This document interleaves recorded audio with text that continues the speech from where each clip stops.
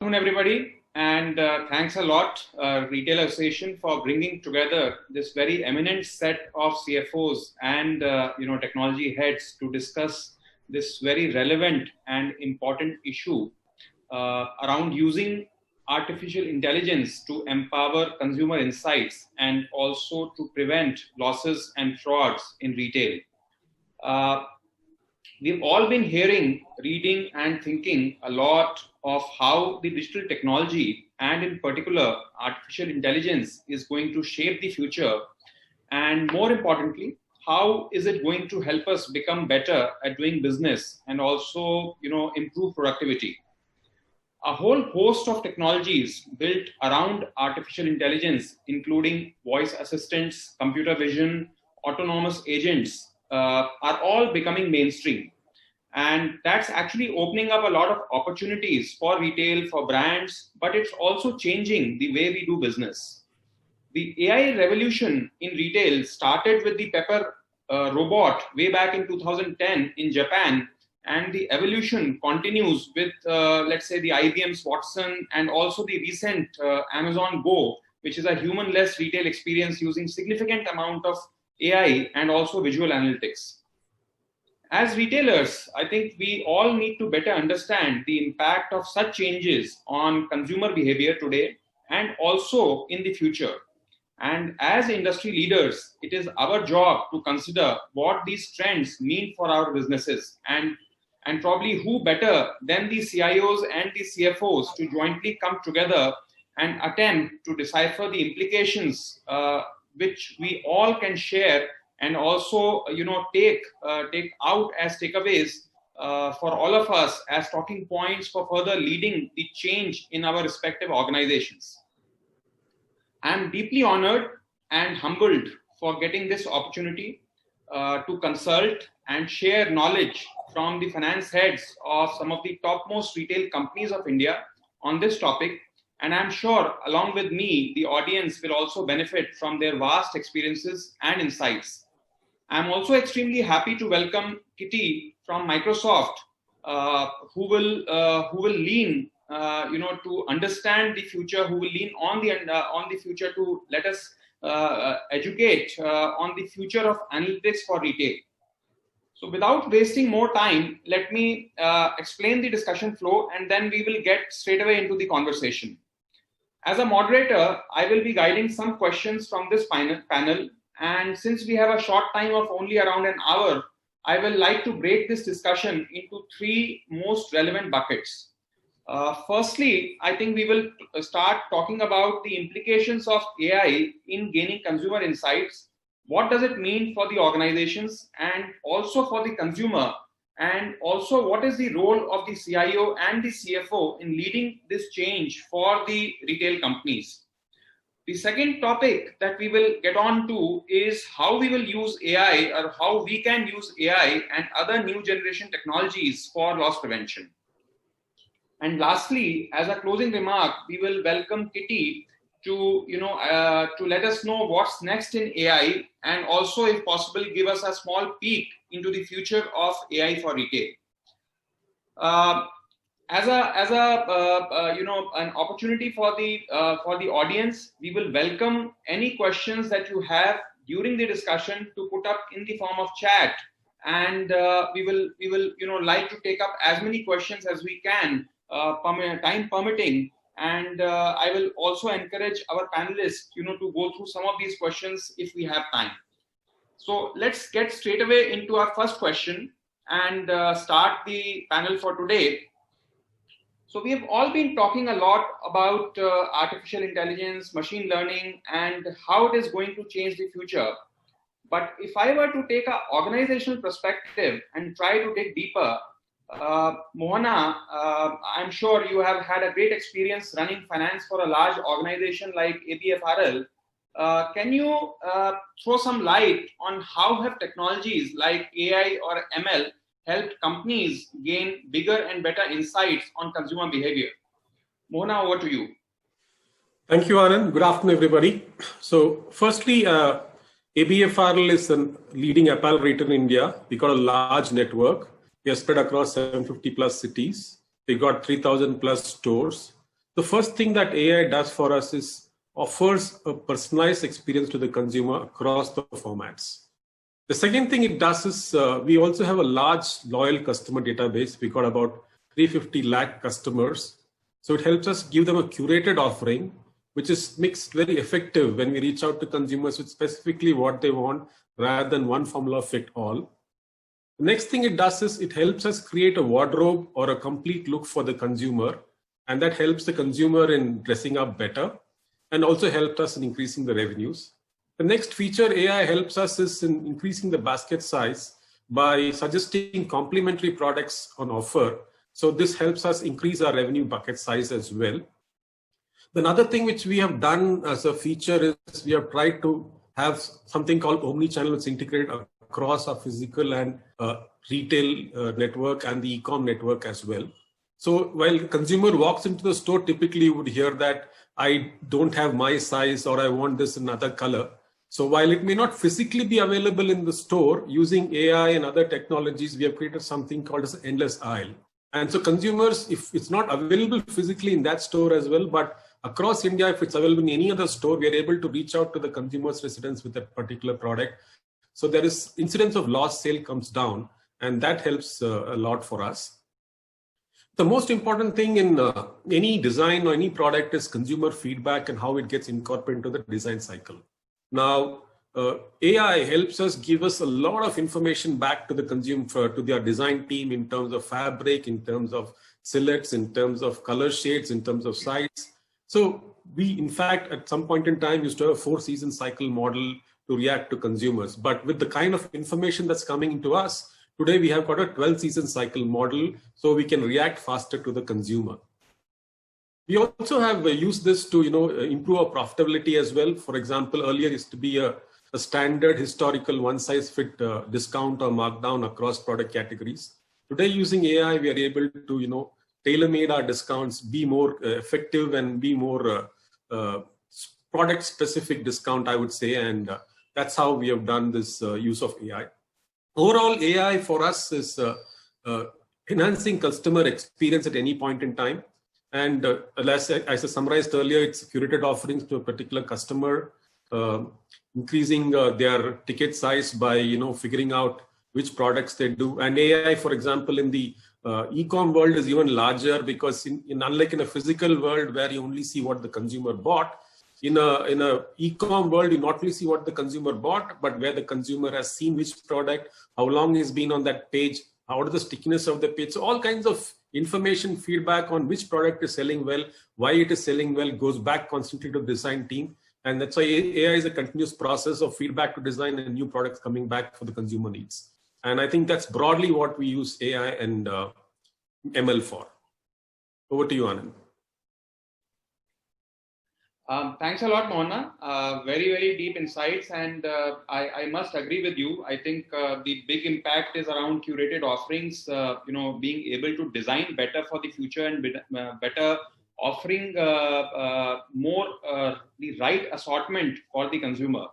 Now, if I, let's say, dig a bit deeper into the analytics game, let's try and understand what's the end purpose and to what gain can analytics be used. Pramod, if I were to, pick on you, you are the CFO for Arvind Fashions and indeed running a very diverse portfolio of brands and also own retail. I'm sure consumer analytics is something which is very important in your business.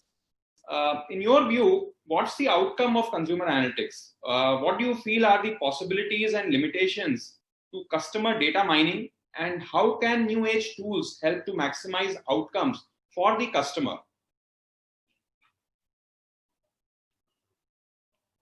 Pramod, you are on mute. Yeah. I've just unmuted myself. Okay, thank you so much, Anand. It's indeed a very, very relevant question. In a way, customer analytics uses AI. So whatever Mohana has said is exactly the same way applicable to us also. We have a retail format called Unlimited. Then we have marquee brands like US Polo, Tommy, CK, FM Arrow, etc., Gap. So therefore, each of these has got a brand salience and a loyal set of customers. and as well as the fact that we as a portfolio of brand companies, we also have benefit coming from, what can we do for customers across our, level of offering. So obviously in terms of outcomes, the topmost benefit of any customer analytics would be the customer satisfaction, and that customer satisfaction then leading to certain amount of loyalty for you also. And each of the things, as Mohan said, it helps us do a better sell through, better full price sell through. We are able to do, it improves the sales and the brand salience, and then obviously therefore you are also able to do inventory, lower level of inventory, because you are able to run ARS based on that, and certain amount of predictability of your sales is there. So therefore there are a number of things which and it is said that whatever is good for the customer is ultimately good for you, but customer analytics on their own have got a benefit. But one of the most important thing for customer analytics is that what is the question that you are asking, because ultimately these are the tools, and there are possibilities are related to what possibilities you think in your mind, and therefore what questions you are trying to answer, and therefore those questions and then frame the kind of analytics framework you put in place. And the benefits are clearly customer satisfaction, your own sales, full price sell through leading to lower inventory and obsolescence. Effectively it is a win-win for all. I mean, it is win for the customer, it is win for your growth, it's win for your profitability. When you look at the possibilities, very clearly, there is a personalized offering that you can give. You can do personalized communication. Obviously, then the personalized offering you can further enhance into an assisted selling. You can have a more customer-centric assortment, and then when you lead it into the supply chain, when you extend it into supply chain possibilities and work on flexi manufacturing, then more number of seasons, more rapid, shorter buy cycle, etc., etc. So there are number of possibilities that exist with the customer analytics. When we look at what are the things that need, what are the limitations?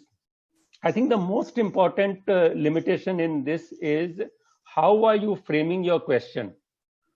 What questions you want to answer, and therefore how are you framing your questions? Based on that, how are you, capturing data? How are you cleaning data? And one is customer data, but magic happens when you are able to link the customer data with your own merchandise data, brand data. How is that organized? Because you can have the best of the analytics, but for you to be able to meet the customer expectations, you need to marry that with your own internal data and organize it in such a way that it is easily accessible, it's relatable, it is relevant, etc., etc. And then you got to then superimpose your analytical capabilities with the ability to sort of quickly provide context sensitive answers. So these are the kind of limitations, and each of the capabilities, if they are not built in, they will have limitation on the kind of analytics that you can do. Then in terms of tool, the good thing for us is that we have been one of the early investors behind technology, and we have Arvind Internet Limited, which is a part of our sister concern. They are themselves, at the forefront of a lot of technology development. We are doing a fair amount of co-development with them on the CRM side. Then apart from Arvind Inter Limited, which is our own firm, there are Capillary, Cartesian, then Paytm has made a recent acquisition. There are many niche players on the loyalty and the CRM side. And then of course there are more monolith systems like Salesforce, but they are not necessarily well suited for our kind of an industry.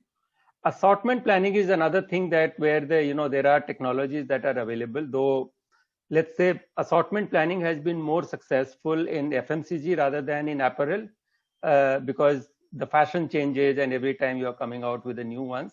But that's an area where I think a lot more work that can be done going forward. But CRM and loyalty is a reasonably mature play at this point in time. So over to you. Thank you, Pramod. That's very, very useful and very insightful. When you say whatever is good for the customer has to be good for you, I couldn't agree more. I think the entire whole soul purpose of everybody in the team has to be to make sure that the customer is happy. And I think with growing adoption of analytics in all parts of the business, this can only become better. So thanks a lot for your views. Now, taking a step further into the implementation and back office hard work,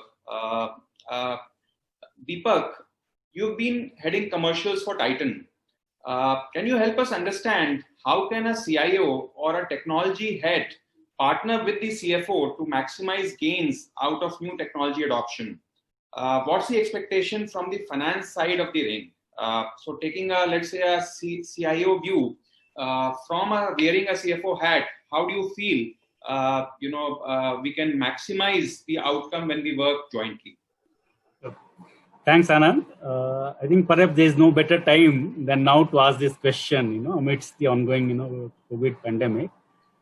So we have seen, while trying to deal with the tremendous economic impact of the, pandemic that has engulfed the entire, globe, organizations or companies that have bounced back faster and better are the early tech adopters, or the ones that have quickly embraced the new tech. So in a sense, tech adoption today is more of a survival rather than really having a choice, or even, having the luxury to decide the pace of adoption. The faster that you adopt, the odds of survival, I would say, are better. Now, even before this pandemic, hit us, I think rapid changes in the tech space, which has disrupted the traditional business models. A case in point being large number of brick and mortar retailers, including the companies that we have the panel from, have joined the bandwagon of the online retailing. So while all of us, I think, initially resisted or kind of really thought the online retailers are a competition, I think most of us now ourselves are getting into online retailing in one way or the other, crafting our own omni-channel or endless aisle, what Mohan mentioned, strategy. So in fact, Titan itself, has significantly stepped up its own omni-channel and endless aisle strategy. Today we have a majority of our stores, on the omni platform, and offering endless aisle, option to the customer. So that's one part. That's on the business side.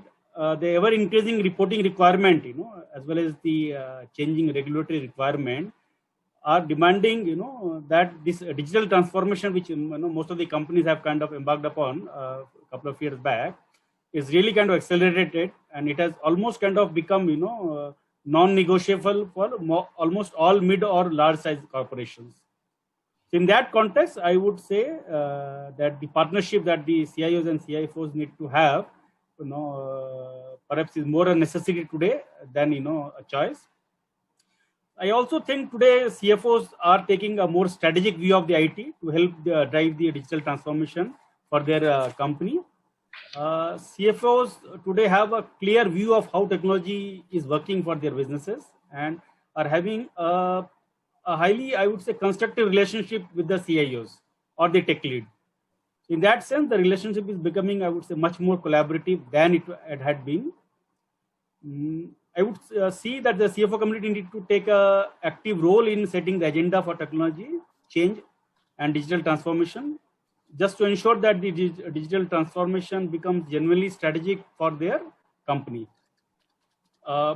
If you see the growth in structured data that has been enabled by a multitude of IT systems that most of the large companies or even mid-sized companies have today, so they have a huge number of humongous amount of data at their disposal. Now, how do you unlock new opportunities on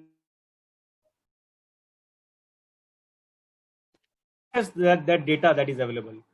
So, and in a manner that it creates tangible value. So, how do you enable a reliable, real-time use of this data that is available with you? So obviously, the data coupled with high-quality analytics can greatly aid decision making. Many times, real-time very quick decision making across the value chain in an organization.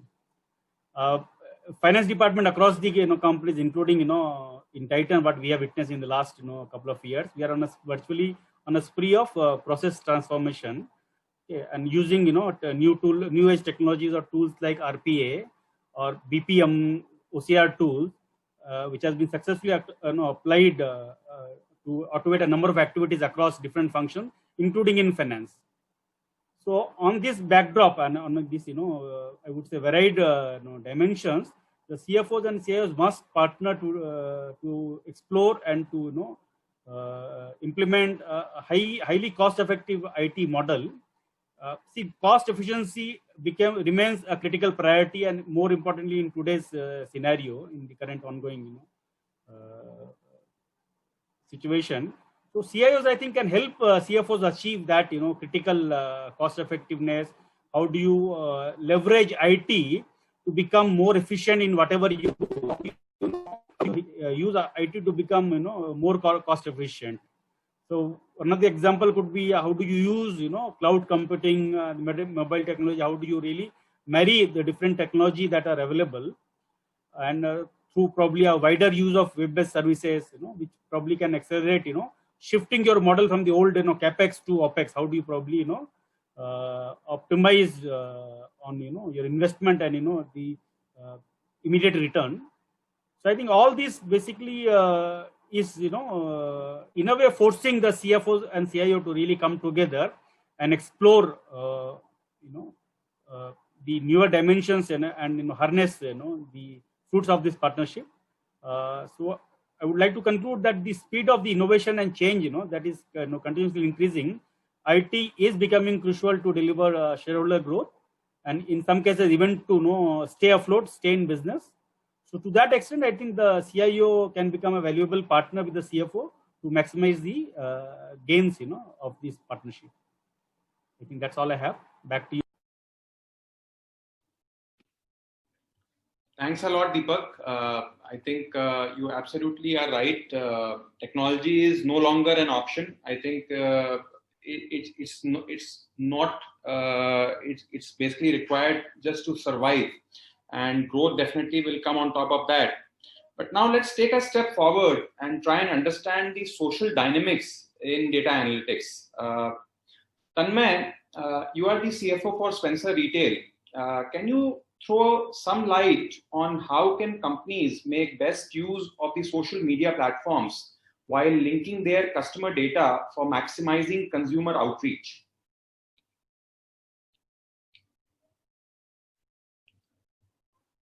You're on mute, Tanmay. Yeah, sure, Anand. So, overall, social media today is one of the biggest and strongest tool in terms of its increasing share in driving customer reach, and the whole advantage being that the interaction is two-way, right? So it's just not brand interacting with the consumer, but consumers also interacting with the brand. And therefore, there are a whole host of tools that are available, and that us as CFOs and in particular Spencer's, we are I would say we are using and we are trying to adopt.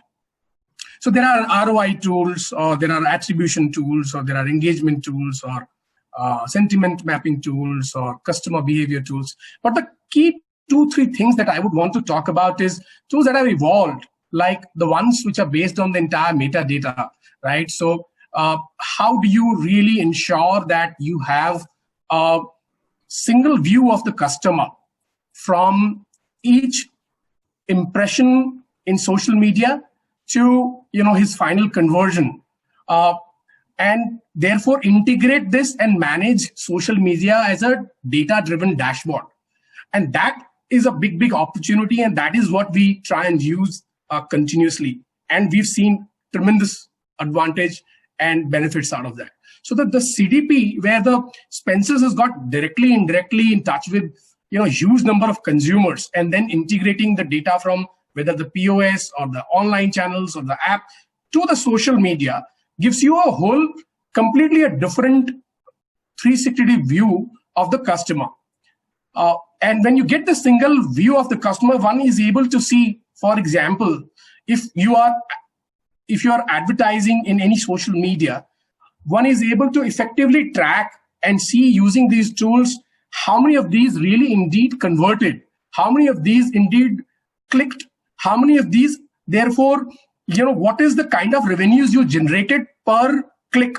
And that's the beauty of being able to optimize it and use it effectively. So therefore, the entire MROI, as we say, marketing ROI, and ensuring that we reach and maximize our effectiveness is used and is grown using technology.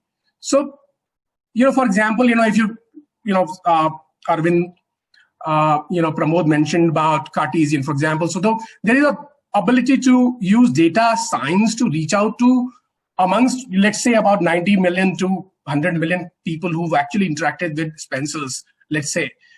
How do we analyze and see what is the likelihood of a set of consumers to shop this week, and look at all of those cohorts and see the consumers with different frequency, and then decide on what you're going to market on social media. Or, there is certain particular product, and we are a wide assortment player, right? We've run hypermarkets. We've got 88,000 plus SKUs in Spencer's, Nature's Basket being more gourmet retail. Here, one can leverage data science to see what's the likelihood of the consumer to be interested in what we are offering an offer or running a discount on this week, right? So one can target it very, very effectively, and therefore incentivize, and therefore overall, all the time I've always as CFO thought, and it's a myth thinking, cost of acquisition is lower in online. Cost of acquisition actually tends to be higher in online, because if you were to look at tools like Facebook, Google, and Twitter, there is unless you are able to see how much is the conversion in offline, the effective cost working tends to be very high. Now, how do you optimize? Again, I'll give you one simple, interesting piece on social media where it's not just Facebook or Instagram or Twitter, but there is so many niche social media tools. Micro influencers are very, very powerful these days. TikTok did this magic, but now with TikTok not banned, there are so many Roboso or a Chingari or My Bharat. So there is micro influencers. Some of them have there is small influencer who's in the city Lucknow, has a 5 million followers on a niche platform, and therefore you use that effectively using data science, and that the cost of reaching the customer and effectively reaching the customer becomes very, very, very huge. Similarly, on social media, now I would talk about we were pioneers doing WhatsApp ordering, right? So WhatsApp is a social media channel. People would just check their order and they will be delivered, but service cost of this channel can be very little.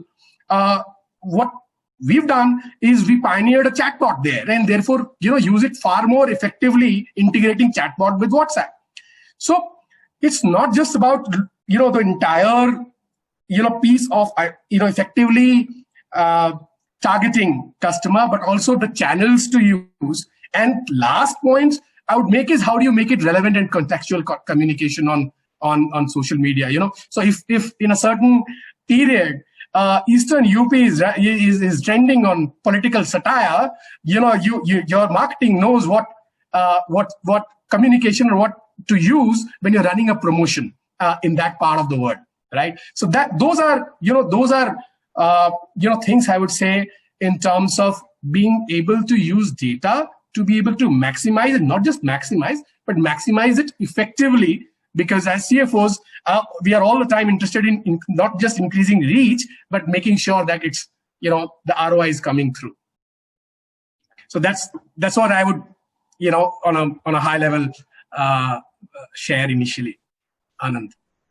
Very well said. I think, Tanmay, that's very, very helpful. And I think when you talk about maximizing efficiency on ROI, and using social media for conversion optimizations and getting in the contextual discussions with your consumers in different geographical parts of the country. I think that's very, very useful, good use case for using social media and technology analytics. So thanks a lot.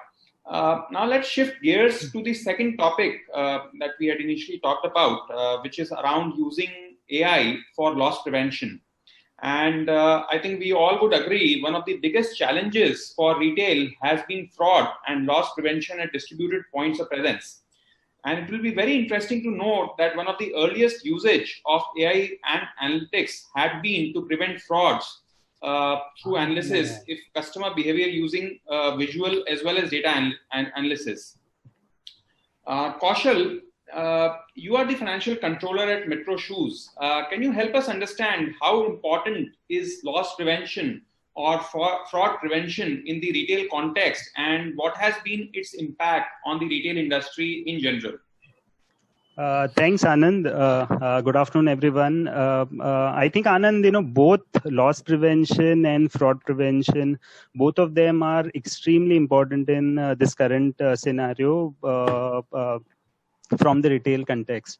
In this hyper competitive environment, when each company is trying to increase their pie within the overall customer wallet, I think both this element are extremely important.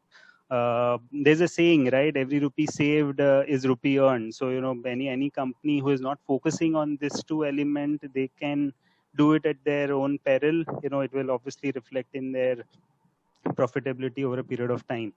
Over the years, Anand, I've seen many companies incurring loss to the tune of around 1 to 5% of their top line on account of various losses and frauds that are common in a retail context. To just name a few, say pilferage and shrinkage. I think historically over the years it has been a pain point for any retailer. A few other points like, say, unauthorized discount, price adjustment, refund frauds, employee frauds. Those all over a period of time eat away into whatever wafer thin margin that generally retailers sort of work with. Fraudsters, they have ability to attack from various angles. So I think every company need to invest over a period of time into effective tools. I think current age AI ML also helps in this.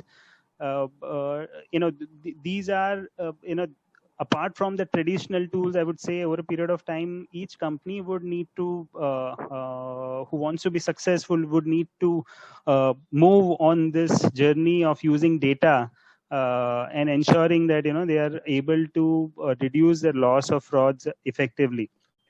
So just coming back to those points of, say, pilferage and shrinkage, traditional way of controlling it was having an alert trained staff, maybe having an eye contact with the customer. I'm talking from an offline perspective currently, because that is how business used to happen. And now it's more of an omni-channel where you need offline, online, everything together. But let me cover, quickly the traditional means. It was all dependent on, say, alert trained staff, talking with the customer, eye-to-eye contact. A customer who is willing to buy, he will enjoy it, and person who has come with different intention, will obviously would not like it and will move on. Having a robust POS system, traditional means like installation of wireless camera system. I would say even a fake ones work. In controlling frauds. If you can't invest, at least invest on a fake ones. Simple things like overall store layout. Don't go for too long displays. Having long mirror, which enables complete view of a store from a particular angle. So these are all traditional means, which were used. Similarly, for, say, unauthorized discount, price adjustment, they were all manual ways.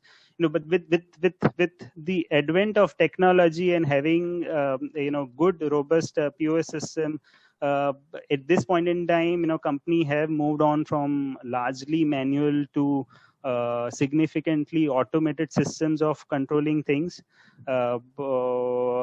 In terms of say unauthorized discount, price discount, most of it can be beautifully managed via a very robust POS system.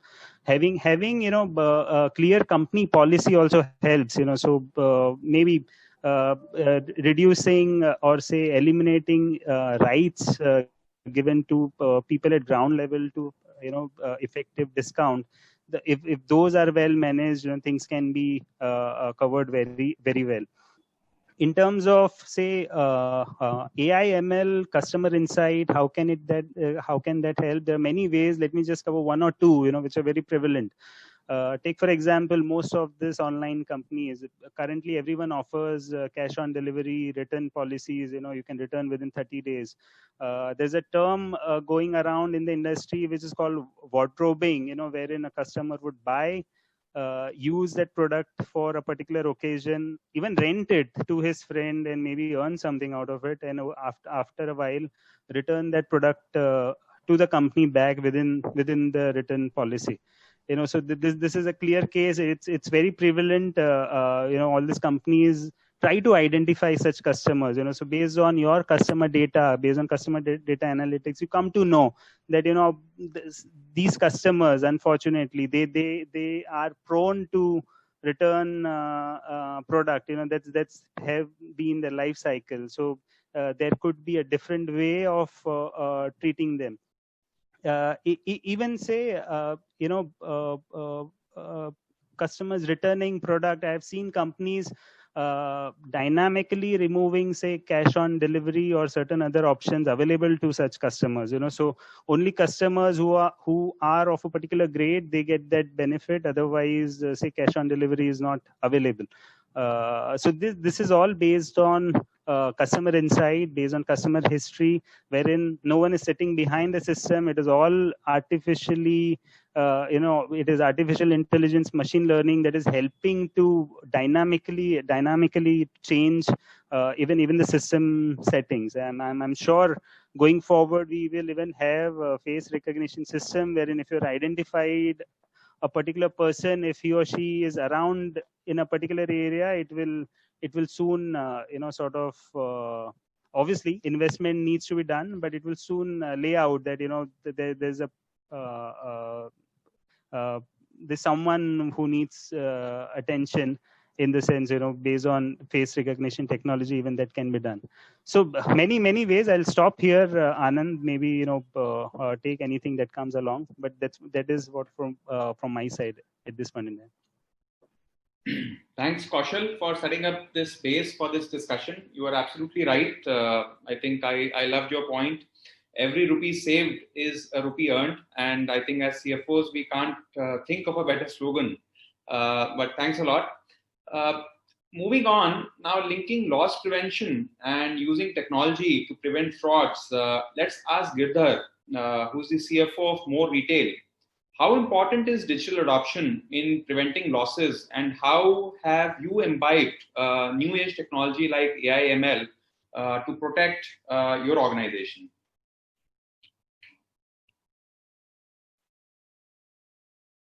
Girdhar, you are on mute, please. Yeah, hi, thanks. And a very interesting question.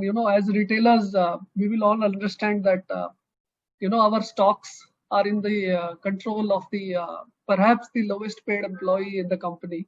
Yeah, we all are sitting at home and working, but of course there are people who are controlling your stock, assets, and inventory, right? So how do you actually help the company solve this whole problem? What Kaushal mentioned was the traditional ways. Yeah. So as CFOs, you would actually put together a program, go send people to the stores, count the stocks. Yeah. And obviously over the years, things have improved. Yeah. From a 1 to 2 to 3% shrinkage levels have actually gone down. And that has largely been possible because what Kaushal mentioned, training of the staff, making them accountable, probably incentivizing them, and, watching consumer behavior. But things have changed, okay? And no, I would not say that all technology is available and adopted in India, but there are many things that are available. The easiest is, video surveillance. You map people as they go across the stores, like we discussed. People who are real shoppers, they would not waste too much time. Yeah, they would come, pick up the good, and go out and check out. But those who want to actually pilfer will actually spend time, try to put products, bring some from the back, bring some from the front. Video surveillance is a very good example of finding consumer behavior. The other one that we have used analytics and analysis is to say which stores to be counted. You see, please remember that at least I run 700 stores in the country. Okay, and counting every store every month was becoming a waste of money, I would say. Okay, it was becoming, there was no shrinkage. Ultimately, you have to prove the point. Why are you counting? Because there is very little shrinkage. So we said, let's do some analysis. We did some analysis, and we figured out a framework which said which stores to count. Some low shrinkage. Low shrinkage is not good. High shrinkage is not good. Some medium shrinkage. Some patterns were emerging. So we used that, some analysis, to say which stores to be counted. What we also did was used data to find out what is being taken away from the stores. Okay, and usually you will find products like the Gillettes and the Cadbury Silks and those things. Yeah, so re-layouting of the store. So analysis and data showed that please relay out the store. So some of these product categories are always in the watch of the cashier or someone in the store. What is coming in the future is, of course, using artificial intelligence to track cashier and consumer behavior. Not yet adopted in India, but my view is that as we go down the shrinkage path, which becomes lower and lower in a company, you will still need some surveillance to track down. Because if you ask today a store manager what causes the shrinkage, I think he will not have an answer. Yeah. Global studies will show that 1/3 is customer, 1/3 is store staff, and 1/3 is systems. Okay, but store staff, I have incentivized them. In fact, he will earn more money if he saves rather than he steals. Okay, so that we have eliminated. Systems, like Kaushal said, we have made them tighter and tighter. Okay, don't allow price override. Be very tight on what the store team can do. So what is left on is on the consumer and how he behaves in the stores. So one of the things that is coming is how the customer behaves, how he behaves near the cashier, whether all the transactions are smooth, whether he's switching a barcode. Some of those cameras on the cashier point can actually lead us to that analysis. So I would like to leave that this technology yet to be adopted in India. So far, traditional means have got us to a certain level, but as we grow and grow big, traditional means may not work, and we will need a lot of artificial intelligence and machine learning to understand customer and cashier behavior. Thank you, Girdhar. That's indeed very insightful. And I think I fully take your point around the emerging technologies and how one can use video surveillance or using analytics for prioritizing store audits, or even getting into the future of doing surveillance around some of the key members of the front-end teams. I think these are very, very important inputs, and I'm sure probably we all can think of their using some of them in our own organizations. Moving on to our next question around the learnings from online commerce. I think in the initial part of the discussion, we did have a lot of chat around e-commerce and online analytics. Mukesh, you are the CFO for 24/7.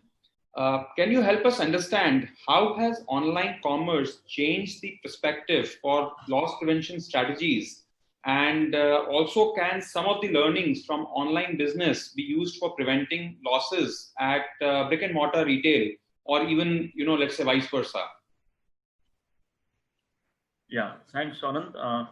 So we have various online portals nowadays, like Zomato, Swiggy, Dunzo, and I think most of the retailers have tied up with them. So definitely they help in boosting the sales, because customer preference now, mostly because of the lockdown, and the habits have changed, and they would like to order online instead of visiting the store. what the learning is that, this online, if has to be integrated with the company's systems and processes. I mean, if they're not integrated, then there can be some loophole which can be exploited by the front-end cashiers to do something wrong and cause loss to the company. Now, basically, when the customer orders over the online platform and he makes the payment, and then the order is generated to the nearest store, then the billing is done based upon that order, and the person comes and collects the goods, and then there's a weekly system of reconciliation with orders and the payments. So what we found in one of the cases where one of the platforms was not integrated with our system, and there so we had that on the POS as a payment mode. This loophole was somehow exploited, and so some of the orders from that, I mean, though there was no actual order, but the cashier started punching some of the orders in that particular payment mode. So what has happened is, when we started, we did a reconciliation, and we thought, this payment is due from this particular agency, but finally we found that this has been because of wrong punching of order in that particular payment mode, because that system was not integrated. So the whole idea is to have this system integrated with our systems, and not to allow anything which is manual for loss prevention. So I think this is from one of the online, the online commerce players. This is my learning. Yeah. Thank you, Mukesh. I think I absolutely agree. I think as we move towards online and towards analytics, I think not getting manual or moving out of manual systems is something that we all need to imbibe. And that's probably one of the most important foundation blocks for preventing fraud. Coming to our last question, before we move into the future of AI, we all know data is the new oil. And Nikhil, you are the CFO for Starbucks. Can you tell us how is your organization safeguarding data, and how can data itself be used for preventing theft of data? Thanks, Anand, for putting the question to me. So, as a company, we are around a company with 196 stores, and if we see the data internally which we have, we can categorize the data into three. One is the company and the statutory related. Second is the customer related, and third is more the employee related. Now, each of these is critical from a point of view of the attacks we face and the attention which each of these data get. And as a company, our focus has been to ensure that we have a clear data security policy on each of these. Now, then be it investment in people, be it investment in processes, be it an investment in software, we have ensured we have made relevant investments to ensure that this data is protected. Key part of data, and again, data being susceptible to hackers, and is on an ongoing basis how we improve that security measure. So on an ongoing basis, we ensure that we monitor each of these. In addition, where there is a need to check the robustness of any of these, we engage external agencies to ensure all of these are protected. Interesting point, how we can use data to monitor many of these. So typical of any of the data protection tools, and inbuilt tool in any of the data protection is machine learning. And a key aspect of these machine learning is to see the kind of attacks your system are seeing, and be it in terms of, say, IP traffic, which you're monitoring time and again, or be it in terms of insights which you get from data, which help you to maybe create, not only from a protection perspective, but from a process perspective, what changes you need to make to protect the data. To give you an example, maybe a few things which have evolved in terms of interfaces you have with customers, the validation process, right? So typically, whenever you're using your interface with a customer, say a mobile app, while you want to ensure that the ease to the customer is maintained, and where you are bringing in a data and an insight is creating a validation process. So maybe if I'm using as a customer accessing and my touch point to the customer is my mobile app, and a data insight is frauds, they usually happen from an unknown device. How do you create a validation process whenever there's a change in, say, your device to access the app, to access a particular customer information? So for us, I think it's a journey, and while ease to the customer becomes important in terms of your interface with the customer, I think using data in a way helps us to create those controls and those validations, so as you continue to protect the data as well as offer a seamless experience to the customer. Back to you, Anand. Thanks a lot, Nikhil. I think that's very, very useful, and I really think that, as we get more data-centric, not only for politics, but I think data will become the most important asset for all organizations, and progressively, I think all of us need to spend more time and energies towards safeguarding this very valuable asset. So thanks a lot for your insights. And coming to the last part of this discussion, and before I start taking up the audience questions, let me ask Kitty. Kitty, you are a director at Microsoft, and I would really, want to understand from you, being, working for one of the most highly technology evolved companies. Can you tell us how can CIOs and CFOs do more with customer data? And what can the world expect in terms of new technology in the retail consumer space over the next 2 to 3 years? I would say, let's just show us the future. Yes, sure. Thank you, Anand. That's a great question. And we get asked on this question all the time from our customer, is to predict, what's going to come up in the next 3 to 5 years, or some customers are even asking next 10 years, what's going to come out. So if you look at retail industry, we keep on evolving, right? So in the beginning, we evolved from being a traditional trade, now and then slowly went into the modern trade. Then there was an e-commerce era, which shifted from e-commerce to multi-channel to omni-channel, then unified commerce. But now what we are seeing is the era of intelligent retail. And by that, we mean that retailers are leveraging the power of data that they have, and also the AI capability to augment the human capabilities to automate a lot of decision-making processes, which is really data-driven, and it's based on the system of intelligence rather than the system of past record. Now, if they are able to do this, they would be building an organization which is very, very customer-centric and customer-oriented. Now, when we look into the future in the next 2 to 3 years or 5 years, we see data and AI playing a key role in 3 broad areas. Number one is in the customer engagement. We are seeing that consumers will become more and more demanding. They would be expecting more and more shopping experience on their terms. I'll give you a small example. So we predict that in the future, commerce would be anywhere. For example, customer maybe after their work, when they're driving back home, they're getting stuck in the traffic, they could very well turn on the intelligent assistant, which is embedded in their car, and do a voice command to order dinner.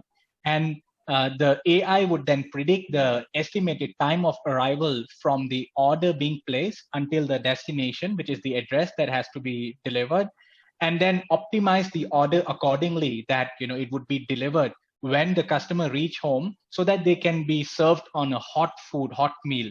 So this is one area that we see that it's going to evolve, and the channel will keep on coming up every year or every 2-3 years. There will be always new channel. So as a retailer, we think that we need to build the platform which is going to be easily integrated into these new channels that are coming up in the future. So that's one area. The second area is in the retail physical store itself. So the physical store will not be what we know the physical store today. Of course, it would depend on the specific vertical that retailers operate in. But what we are seeing is the physical store is being converted into a dark store where it serves as a micro fulfillment center or the center for customer to return the product. So that's what we are seeing.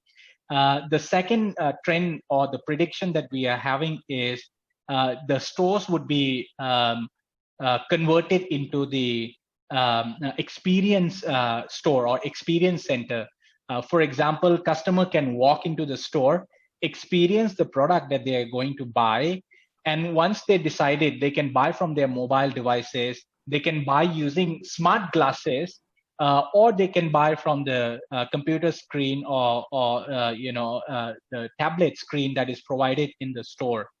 Moreover, we also seeing the trend that retail stores are moving towards becoming autonomous. Like you have mentioned earlier that it's being driven by AI, just like Amazon Go concept. We are seeing that in real life, and where customer can check in using their mobile device. They can just grab the product that they want and they can just walk out. So it's a grab and go kind of the environment, and we are seeing this trend happening already. And number three is the AI-driven automation and robotics, which will play a very, very important role in retail industry. If you look in manufacturing, man and machine have been working together for a long time, but it was more for man to operate machine. However, in retail, it's going to change. In retail, man and machine or robots will be working together hand in hand because they are going to be AI driven. So I'll give you a small example. For example, in the physical store, we are already seeing some retailers piloting robots, going around in aisle, taking the stock on the shelf, and then on a real-time basis, giving the alert to the store manager or supervisor to refill the stock on the shelf. So that's one example. Another example is in the warehouse itself, in the distribution center itself, wherein, when the goods arrive, robots are doing the put away.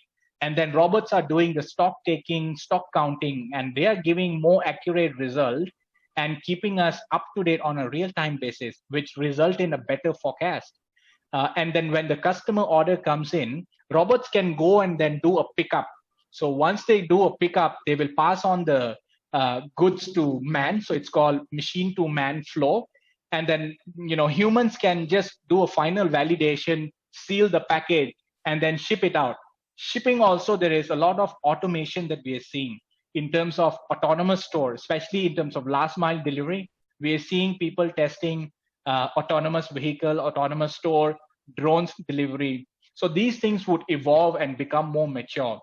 Now, the 3 points that I've shared is really not very, very new concept, but then they are being just tested or being in the pilot mode. So in the next 2 to 3 years, we predict that these technologies are going to become more mature and they are going to be more mainstream. So moving towards from doing a pilot testing into the large scale production environment where literally all the stores would be somehow automated, also would be fitted with the digital experiences technologies, and you would be able to really bring the O2O integration in a very seamless and consistent manner in the next couple of years. And it is very important for retailer to really reinvent themselves and come up with a new business model or new revenue stream in order to survive the next, I would say, 2 to 3 years, because time is very, very challenging right now. Of course, COVID-19 has accelerated that process.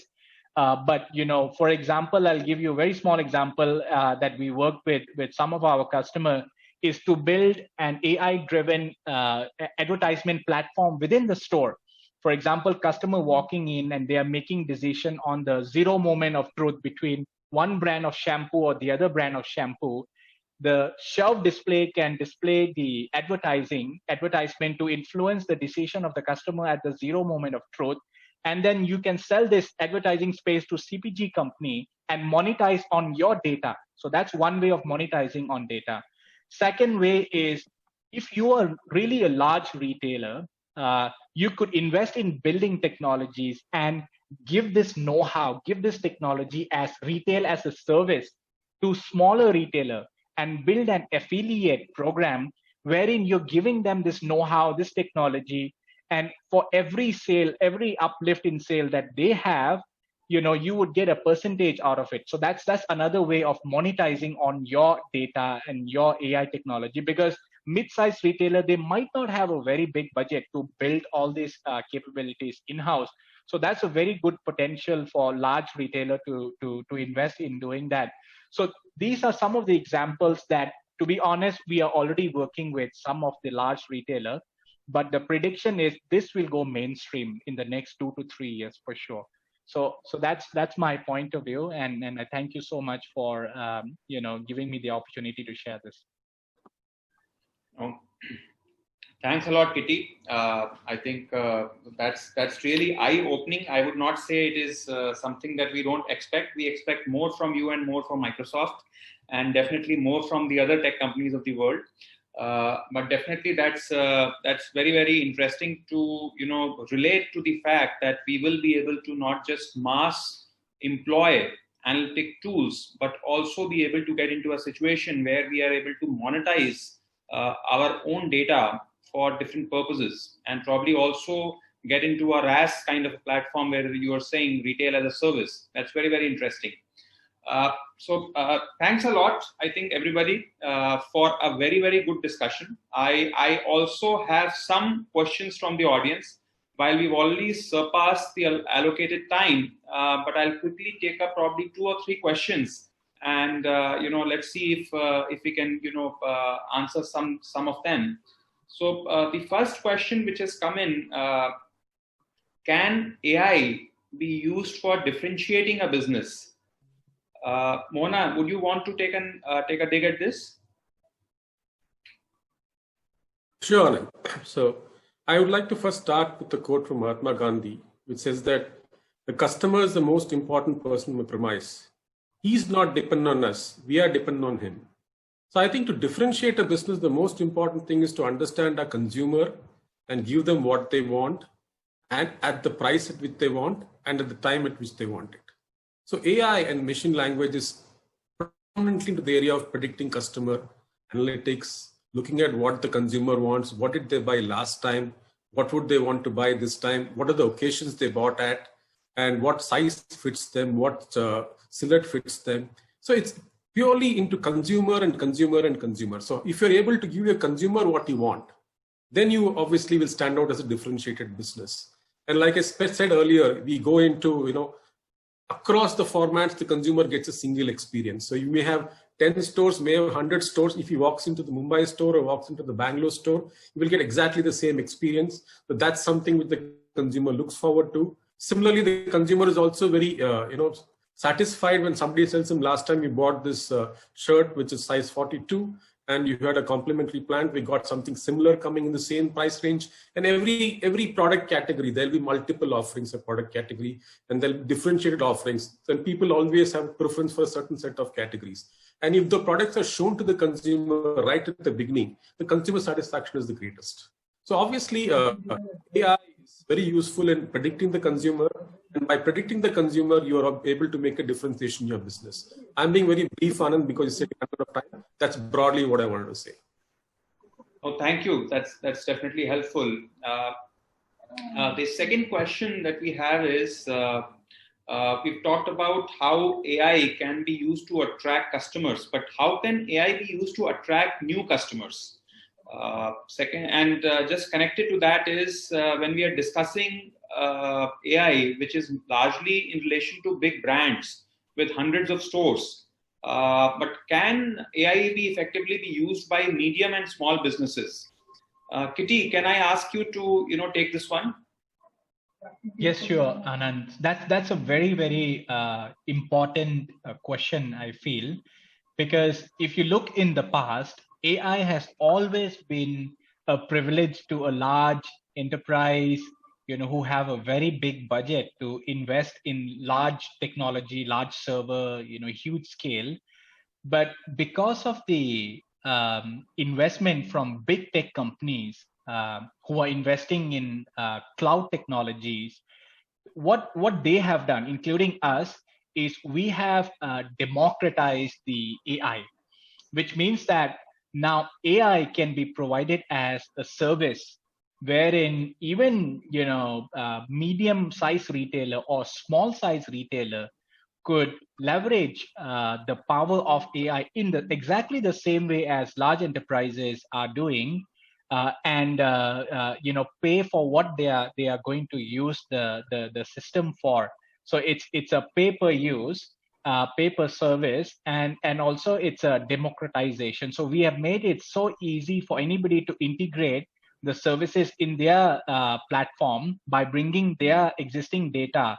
We can also help by bringing the external data and combine them to give the result which they have never imagined before. So yes, for medium size and smaller size retailer, you could still use the AI to improve your customer experience. Yeah, thank you, Kitty. I just have space for one last question, and I think the question that we have here is,